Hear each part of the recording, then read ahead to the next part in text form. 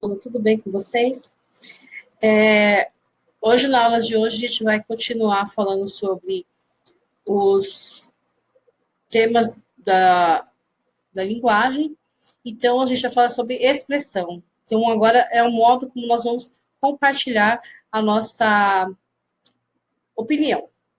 A literatura e a história, elas focam em umas funções diferentes da linguagem, que é a poética e a referencial.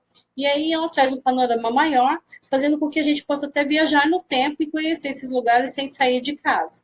O grafite também é uma manifestação artística que traz esse universo para a nossa conversa diária quando você olha para esse grafite. Então, quando a gente passa na rua e vê um grafite de uma mulher, percebe-se que a mulher, como estava em foco nessa época, ela tem uma quantidade de figuras femininas representativas. Assim como existe a questão da globalização cultural, que aqui tem um representante indiano, uma africana e um asiático, e aqui a criança como centro da participação da sociedade. Então, a gente tem bastante atividades variadas, focos variados, depende do artista, claro, mas a gente tem bastante manifestações artísticas para mostrar como é o nosso social agora, nossa sociedade nesse momento. Aqui nós temos uma abertura do congresso que aconteceu em Goiânia, dos grafiteiros, e que eu achei bem interessante porque lembra bem que eles estão abrindo um mundo para as novas cores. Como a gente está falando sobre representação, crítica, posicionamento, eu vou lembrar vocês que na oralidade a gente fala, gesticula, olha, desenha, se for o caso, para ser bem entendido. Mas é uma interação mano a mano, né? Visualmente. Então, isso facilita com que, se você cometa algum erro, ela possa ser corrigida dentro de alguns instantes. Mas é necessário que a gente treine falar corretamente para que não aconteça de você passar um apuro depois. Durante a sua conversa, se você falar errado e a pessoa entender o que você está falando, vai estar tudo certo. Porém, quanto mais você praticar a fala correta e a escrita correta, melhor fica. Porque se você fala errado, escreve errado. E essas variações que a gente tem, que as manifestações de erro, de conserto, e vai e volta, essa questão de modificação da linguagem, elas fazem parte da nossa variação linguística, que é um estudo dentro da língua portuguesa dessas questões que vão se modificando e que vão passando a fazer parte da história da nossa língua portuguesa. Cuidado só para não cair no crime de preconceito linguístico quando encontrar alguém que use uma linguagem diferente da sua, ou que use palavras diferentes da sua. Isso é preconceito. A gente tem que lembrar que o Brasil é feito com multiplicidades de raças e a questão de diversidade é muito grande em relação até a modos de colonização, tá? Não devemos falar errado para não escrever errado e também para não ser categorizado num estado social que não é nosso. A linguagem, assim como outros itens que nos representam, identifica a que grupo eu pertenço, qual é o meu grupo de escolaridade, e então ele é uma forma de identificação. Os autores, no geral, usam a licença poética, que é o uso desses vacilos que a gente dá na hora da fala, como instrumentos de impacto em suas obras. É o caso da Anitta, por exemplo, no Show das Poderosas, que em vez de ela começar falando diretamente para a segunda pessoa do singular, que seria você, o representante tu ou você, ela fala em terceira pessoa. Então, ao invés de falar prepare, que seria o certo, ela fala prepara. Esse erro foi proposital. Você vê que a licença poética foi usada para dar impacto na sonoridade e na questão da intimidação. Na escrita, o gênero marca a formalidade com o que você está falando, mas os erros não são justificados, porque você não tem como falar, eu escrevi errado, não era isso que eu queria, porque você não está lá naquele momento. O sentido da palavra, ele precisa lembrar que quando eu escrevo uma palavra, eu tenho duas possibilidades de compreensão. O sentido literal, que é aquele que está no dicionário, aquele que é o original dele, ou aquele que é o conotativo, que é aquele que dentro do contexto ele ganha uma carga de significado maior, ou ele é adaptado para aquele significado. É o caso da mala. Se você for falar uma mala durante uma viagem, automaticamente a gente vai entender que aquela embalagem ou aquele equipamento para você viajar, colocar roupa e viajar. Já se eu falo dentro de um outro contexto, que essa pessoa é uma mala, automaticamente a pessoa vai entender que a pessoa é chata ou inconveniente. Então, para que vocês não errem esses dois sentidos, vocês vão associar denotativo com dicionário, D e D, conotativo como se fosse, ou cotação de história. Então, conotativo é como se fosse C e C, tá? Então, toda vez que eu falo denotativo, eu vou para o dicionário, e conotativo, eu vou fingir, vou fazer de conta. Então, é como se fosse. As rimas também estão nas músicas, mas elas não estão lá só para a função poética, elas estão lá também para que a sonoridade possa influenciar na sua manifestação cultural. Os gêneros musicais, assim como as pessoas, vão ser diversos, mas a contagem de história, na questão narrativa, estarão presentes em todas elas. Você pode reparar que as músicas vão contar uma história de amor, uma história de um fracasso, a história de uma insatisfação, não importa. Geralmente é um item do cotidiano que se faz presente na narrativa. O rap, que é o que a gente vai falar agora, o hip hop, são as representações mais interessantes que eu conheço na língua portuguesa de representação de crítica social e revelação de cultura, principalmente periférica. O que é uma periferia?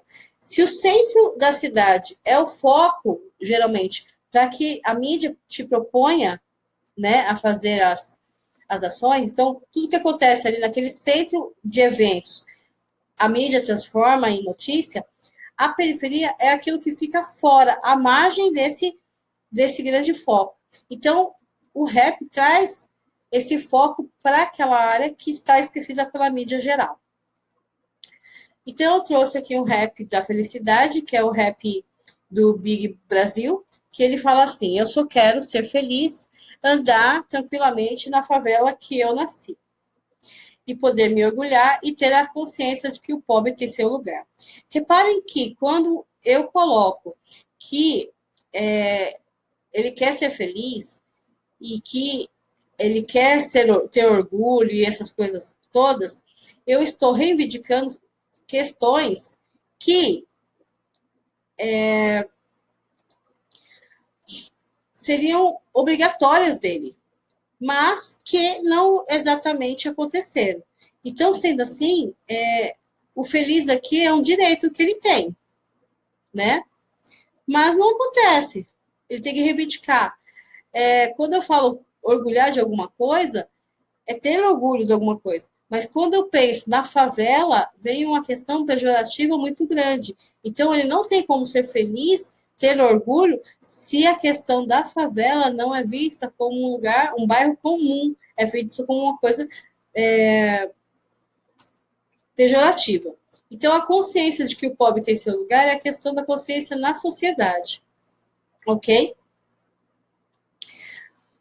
Há também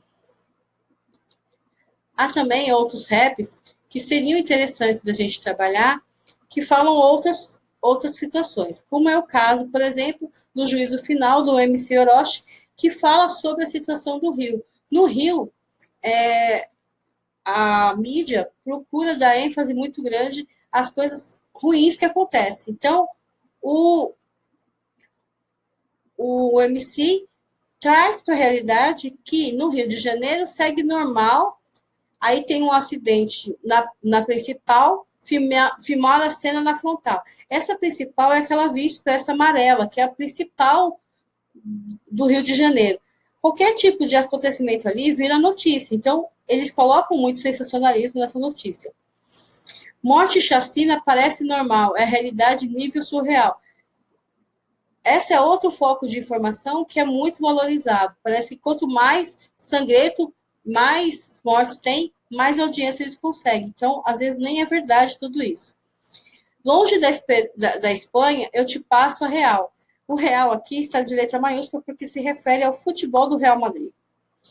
Porque o Rio, ele tem alguns pontos que têm relevância. Um é o carnaval, dois é o futebol, e o três é a questão da mídia em relação às gangues e tráfico e violência. Então, já que eles têm esses 3 pontos, ele fez uma intertextualidade falando que, para quem não está na Espanha, ele ia passar real, ele ia contar a verdade. Só que esse real não é exatamente um real só da questão de contar, mas sim também de fazer uma associação, tá?